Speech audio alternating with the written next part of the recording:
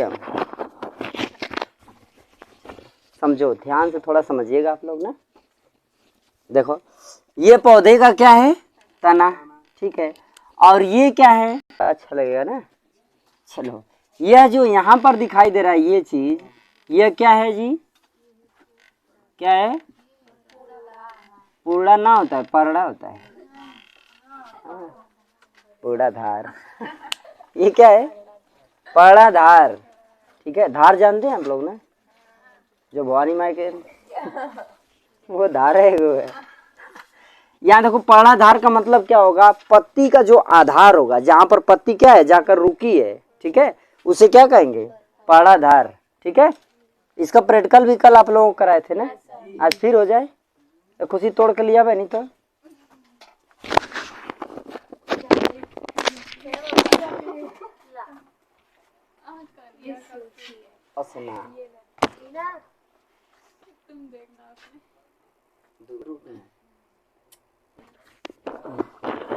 लगाई तो चलो देखो, यह जो आपको दिखाई दे रहा है, मान लो कि यही पेड़ है, बस फर्क है कि इसमें जड़ नहीं है ना भाई। जड़ वाला पौधा यहाँ रहा हो तो हम ले आए होते। गलती ये है कि अब बहुत बड़ा बड़ा पेड़ है, उखाड़ना पड़ेगा, उतना बड़ा कहाँ जाएगा। देख रहे हो, हनुमान जी थोड़ा ही है मैं कैसे पकड़े जय बजरंगबली उखड़ थोड़ी जाएगा। समझे आप, ध्यान से इसको समझे। हमने इसके बारे में बात किया। यह जो पत्ती आप देख रहे हो, यह जो पत्ती है, यहाँ जो सामने दिखाई दे रहा है ये वाला हिस्सा, इस वाले हिस्सों को क्या कहते हैं, बताइए हमें ताको। यह जो सामने ये क्या है, पर्णाग्र। क्लियर हो गया। अब ध्यान दो, यह जो पत्ती का हिस्सा है जहां पर ये पत्ती रुकी हुई है, यहाँ पर इसको एकदम प्रेम से तोड़ सकते हो। इसको तोड़ दिया जाए, तो तोड़े हो, मैं तोड़ रहा हूँ। ये देखो जहां पर ये पत्ती जाकर रुकी थी उसे क्या कहेंगे, पड़ा। क्लियर है ना। जहां पर यह पत्ती रुकी है, जिस पर आधार का मतलब क्या होता है, जिस पे कोई रुका हो, ठीक है, वो उसका क्या है। जैसे हम लोगों का क्या बनता है, आधार कार्ड, कि हम मानव हैं उसको देखने पता चले कि हम मानव हैं, हमारे पिताजी का वो नाम है, हम यहाँ पर रहते हैं, कोई भी जान जाए। ये हमारा आधार कार्ड है। ऐसा कार्ड जिससे हमारा पूरा आधार जुड़ा हो, घर का पता जुड़ा हो, नाम जुड़ा हो, पापा का नाम जुड़ा हो, ये हमारा क्या है। उसी तरह से ये पर्णाधार है, पत्ती का आधार है। इसका पूरा जल पानी खाना सब कुछ यही से मिलता है।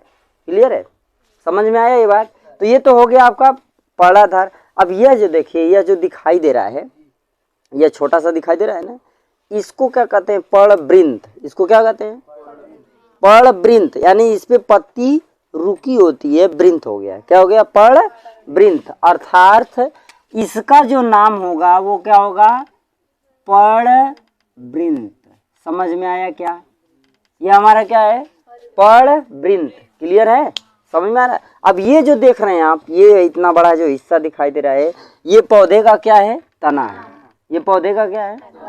अब एक चीज और हो गई, इतनी बात तो समझ में आई। अब ये देखो, यहाँ जो पत्तियां दिखाई दे रही हैं, इसमें ढेर सारे ऐसे कुछ दिखाई देते हैं।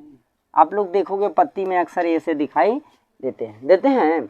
और ध्यान दें, पत्तियों में ऐसे छोटे छोटे छिद्र दिखाई देंगे। आप देखोगे पत्तियों में ना ऐसे छोटे छोटे क्या होते हैं, छिद्र दिखाई देते हैं कि नहीं, बोलिए। यह जो छिद्र है वो है क्या, बिंदी है ना, क्या है, रंध्र। इसको बोलते क्या है, स्टोमेटा। क्या, स्टोमेटा यानी कि रंध्र ना, क्या बोलते हैं, रंध्र। ठीक है, समझ आ रहा है। आप पत्तियों में ऐसे पत्ती को ऐसे करके देखेंगे उजाले की तरफ, तो आपको ये दिखेगा, क्या दिखेगा कि यह रंध्र है। मतलब छोटे छोटे बिंदी आपको दिखेगी बिंदी की ना दिखेगी।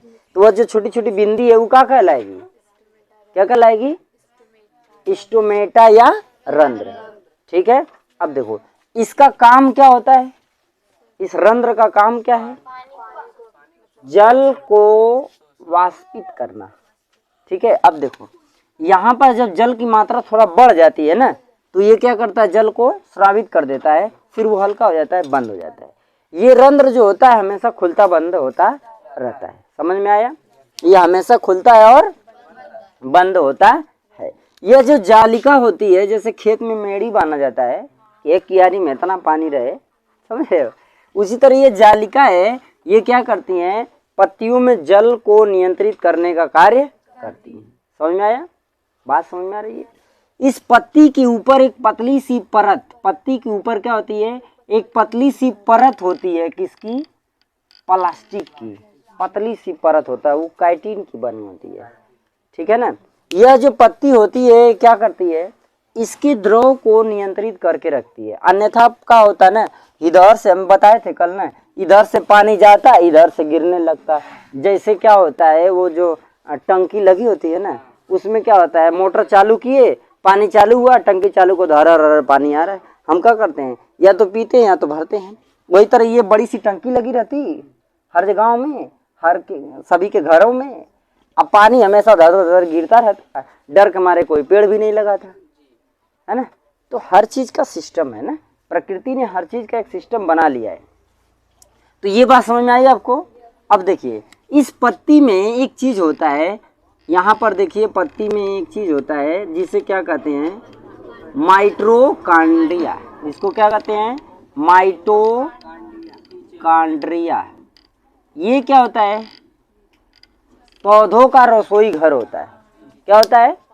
पौधों का रसोई घर। रसोई घर जानते हो क्या होता है? जिसमें हम लोग खाना बनाते हैं। हम लोग बनाते हैं? खाली तू ही बनाती है, तब फिर तू नहीं बनाती कहती का है? मैं बनाता हूँ करे खाली हमें ये लोग खाना बनाने, हम भी खाना बनाते हैं, इसीलिए तो कहें हम लोग खाना बनाते हैं। किचन का मतलब वही होगा जहाँ पर हम लोग अपना भोजन को बनाते हैं। क्लियर हुआ? पौधों में ये जो माइटोकॉन्ड्रिया होता है, गुस्सिया मत खुशी, तो गुस्सिया की तमन्ना में खुशी रहने का फायदा क्या हुआ? देखिए, ये जो माइटोकॉन्ड्रिया है, इसका काम क्या होता है, भोजन को बनाने का कार्य करता है। कौन? ये माइटोकॉन्ड्रिया। किसमें भोजन बनाता है? पौधों का। पौधों का किसमें? पत्ती में। समझ आ गया? अब देखो, बात ये होती है कि सर भोजन तो बना रहा है, अच्छी बात है भोजन बनाने के लिए हमें ऊर्जा की जरूरत पड़ेगी, अनाज की जरूरत पड़ेगी, बढ़ती है ना खुशी। चावल वावल खाती हो कि नहीं? लड़कियां चावल ना खाएं तो फिर चावल खत्म ना हो है ना।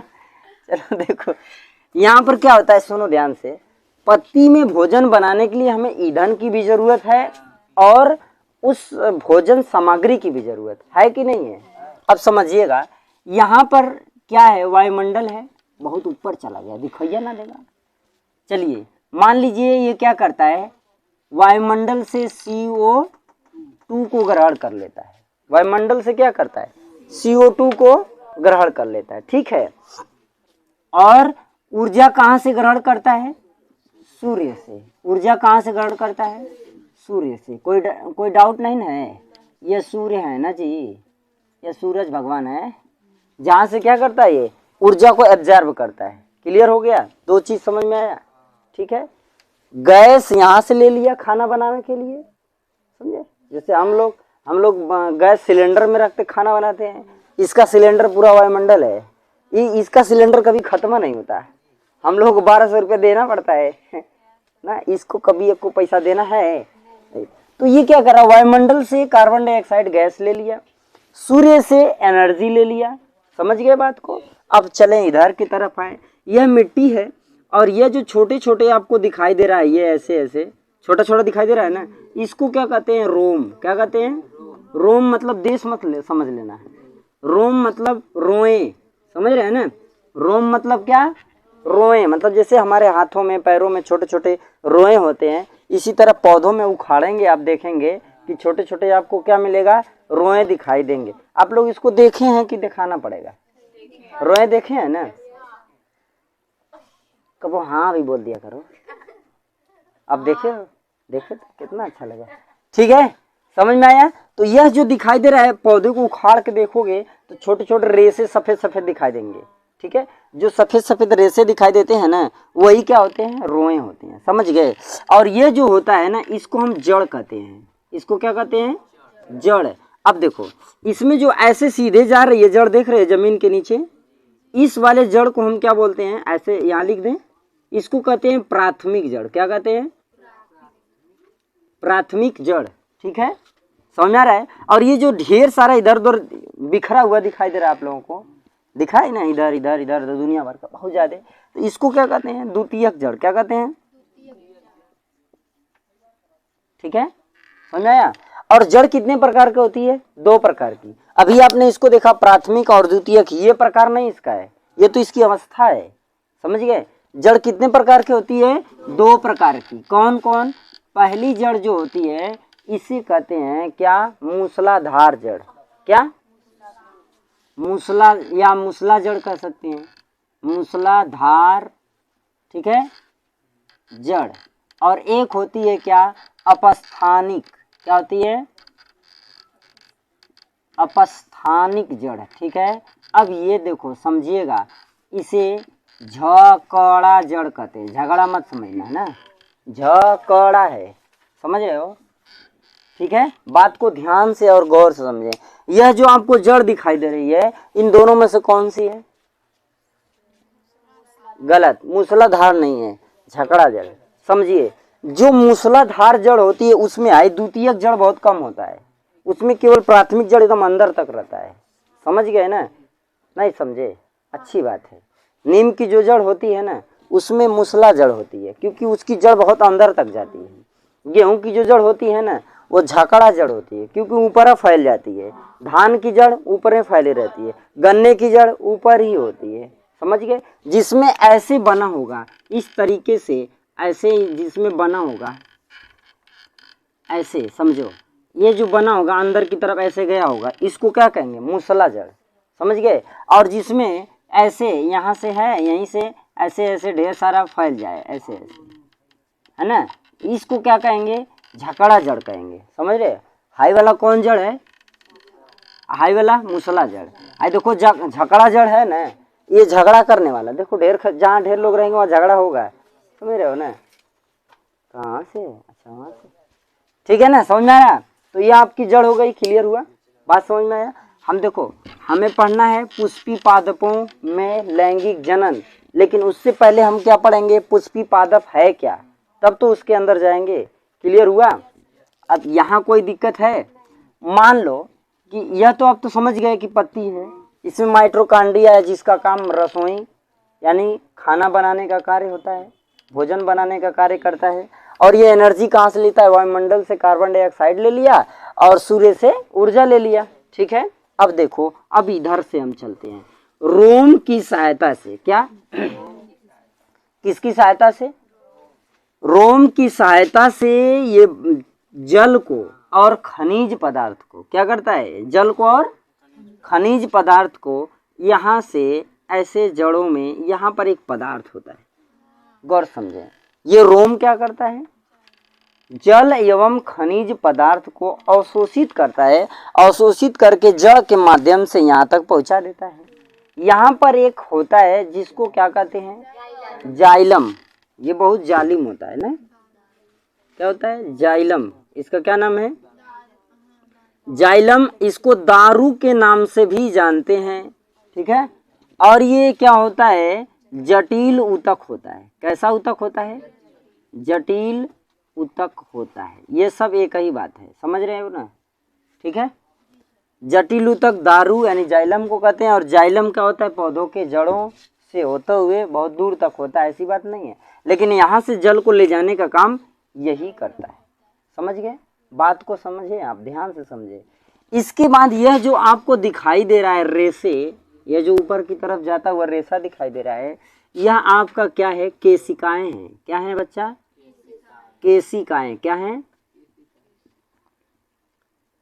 ठीक है, ये केशिकाएं हैं। समझ रहे हो? ठीक है, कोई डाउट नहीं है, ध्यान से समझिएगा।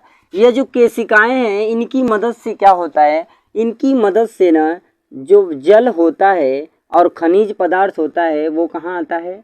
पत्तियों में आता है। समझे बात को? गौर से फिर से सावधानी से समझे। पत्ती में यानी कि पौधे में भोजन का निर्माण कैसे होता है। ठीक है, यहाँ पर इस चैप्टर का पूरा ऑपरेशन होगा इसी पौधे में। ठीक है, गौर से समझिएगा। इसका ऑपरेशन क्या है? ध्यान समझे। यह पत्ती है, पत्ती का ये परागग्रह, इसका काम क्या होता है, जो वाष्प बन के निकलेगा ये पत्ती के पराग से टप टप टप टप देखते हैं चूते रहता है, नीचे गिरते रहता है, ऐसे होता है। वो घटना क्या है, वाष्पोत्सर्जन की घटना है। क्लियर है? अब समझो, ये वाष्पोत्सर्जन होता किससे, स्टोमेटा से। स्टोमेटा के खुलने और बंद होने से ये घटना घटती है। क्लियर हो गया? अब चलें आगे देखें। यहाँ माइटोकॉन्ड्रिया के बारे में बताएंगे। ये क्या करता है, रसोई घर का कार्य करता है, यानी भोजन का निर्माण करता है। कोई डाउट है क्या? आगे देखो, यहाँ पर अब हमने क्या कहा, यहाँ से जल और खनिज पदार्थों का क्या होता है, अवशोषण होता है। अवशोषण होने के बाद कहाँ आता है, जाइलम तक पहुँच जाता है। और जाइलम के माध्यम से फिर क्या होता है, यहाँ जो रेशे होते हैं इनके माध्यम से जल और खनिज पदार्थ पौधे के हर भाग में पहुँचता है। और पौधे के हर भाग में जाने का मतलब है कि पत्ती तक पहुँचता है। समझ गए? पत्ती में आने के बाद यहाँ जल और खनिज पदार्थ मिल गया। खनिज पदार्थ माने जो भी जमीन के अंदर से पदार्थ मिलने वाला है सब। समझे? मार्केट से सारा सामान खरीद करके क्या किया, रेशे ने पहुंचा दिया। कहाँ? रसोई घर में। रसोई घर में मम्मी दीदी जो भी बैठी हैं उनसे दे दिया, कले तू साउंड मतलब बनाओ, है ना। अब यहाँ का होगा भोजन, दीदी मम्मी जो भी बैठी होंगी, ये दीदी मम्मी चाची चाचा जो भी कह लो सब यही है। कौन? माइटोकॉन्ड्रिया। मम्मी कहो तब वो माइटोकॉन्ड्रिया, चाची कहो तब वो ये है, भाभी कहो तब वो ये है, कुछ भी कह दो ये है ना। कोई भी नाम ले लो, क्या है, माइटोकॉन्ड्रिया ही है। यानी यहाँ पर रसोई का काम यही करने वाला, यानी ये जो रसोई घर है इसी में होगा, खाना वाना बनेगा। चले अब सुनो, ये भोजन बना, गौर से समझिए। भोजन बना, जब आया भोजन बना तो भोजन बनने के बाद क्या होगा बच्चा, भोजन लोगों तक पहुंचाया जाएगा। लोगों तक भोजन कौन पहुंचाता है? वेटर। कौन पहुंचाता है? इसमें वेटर का काम करने वाला एक पदार्थ है इसी में, जिसको खूब प्रेम से कह देते हैं, इधर कह दें, कहा यहीं पर कह दे, यहीं पर कह दे रहे हैं, फ्लोएम है। कौन है? समझ में आ रहा है बात? ये क्या करता है, जो पका पकाया भोजन है, पत्ती में जो भोजन बन गया, इस पूरी पौधों में पहुंचाने का काम करता है। पौधों में जितनी टहनियाँ होंगी, ठीक है, जितने उसके पार्ट होंगे, सभी पार्टों में क्या करता है, ये भोजन को पहुंचाने का कार्य करता है। समझ में बात आ रही है? कोई डाउट इसमें है? ठीक है ना। भोजन को पहले क्या करता है, यहाँ बन जाता है रसोई घर में, ठीक है। रसोई घर कौन है? माइटोकॉन्ड्रिया में भोजन बन गया। भोजन यहाँ बनने के बाद पूरे पौधों में क्या होता है, फ्लोएम क्या करता है, पहुँचा देता है। अब यहाँ से भोजन जब, अब देखो, अब यहाँ पर बात होती है कि भोजन बन गया, खाना तैयार हो गया, क्या इसमें श्वसन क्रिया भी होती है? यहाँ टेंशन की बात है। हाँ होती है। श्वसन में कार्बन डाइऑक्साइड को इसने ग्रहण किया और उत्सर्जन के रूप में ऑक्सीजन देता है, जिसे हम ग्रहण करते हैं। समझ में आया? कार्बन डाइऑक्साइड को इसने क्या किया, ग्रहण किया। और हम क्या करते हैं, इसकी पत्ती से जो हवा निकलती है यानी ऑक्सीजन निकलती है, उसको हम क्या करते हैं, ग्रहण करते हैं। पुनः हम कार्बन डाइऑक्साइड का श्रावण करते हैं, फिर ये सोखता। ऐसी प्रक्रिया क्या होती है, चलती रहती है। समझ में आया? जल यहाँ से ऊपर गया, वाष्पोत्सर्जन हुआ, जल नीचे आया, जमीन पे गया, वाष्प बना, फिर नीचे से आया, फिर ऊपर गया। ये जल चक्र चलता रहता है। पौधे क्या करते हैं, जल को अवशोषित करते हैं, फिर उत्सर्जित करते हैं। जब उत्सर्जित करते हैं तो जल वाष्प बन के ऊपर जाता है। ऊपर जल के क्या करता है, बादल का निर्माण करता है। और बादल जब संघनित होते हैं, क्या होते हैं, संघनित माने समझ रहे हो, संघनित माने ना समझ रहे हो, बादल में यानी कि जल, बादल में जल, ठीक है, क्या करते हैं, हाँ, जल से बादल है। समझ गए? ये जब आपस में मिलते हैं, समझ में आ रहा है ना, जब ढेर जल की मात्रा हो जाती है यानी भारी जब जल होने लगता है तो यह घटना संघनन कहलाती है। समझे? जल यहाँ से वाष्प बन के जाता है, वाष्प वहाँ पर क्या होता है, द्रव में बदलना शुरू हो जाता है। समझ गए ना? तो जब द्रव में बदलना शुरू होता है तो वही घटना हमारी क्या कहलाती है, संघनन कहलाती है। और जब भारी हो जाता है तो नीचे टप टप आने लगता है और उसी को हम लोग कहते हैं वर्षा हो रहा है। समझ में आया? समझ आ रहा है ना? और जब ज़्यादा जम जाता है तो ओले पड़ने लगते हैं, बड़ा बड़ा पाथर पड़ने लगता है। हम कहें भगवान गुस्सिया गए, पाथर पड़ रहा है। समझ गए? ये सब बात समझ में आ रहा है? ये किसके कारण हो रहा है, पौधे को। अगर एक सवाल कल पूछा गया, सर भैया कोई सवाल है, अच्छा चलो नोट करो इसको, आप लोग समझ में आया। तो ऐसे ऐसे जब सवाल आपके सामने आए ना तो परेशान होने की ज़रूरत नहीं है, सीधे सीधे जवाब दो, एकदम मुंह तोड़ जवाब। क्या कहते हैं, मुंह तोड़ जवाब का मुंह तोड़ के जवाब मुंह तोड़ जवाब मतलब जैसे पूछा जा रहा है वैसे जवाब दे, इसे कहते हैं मुंह तोड़ जवाब।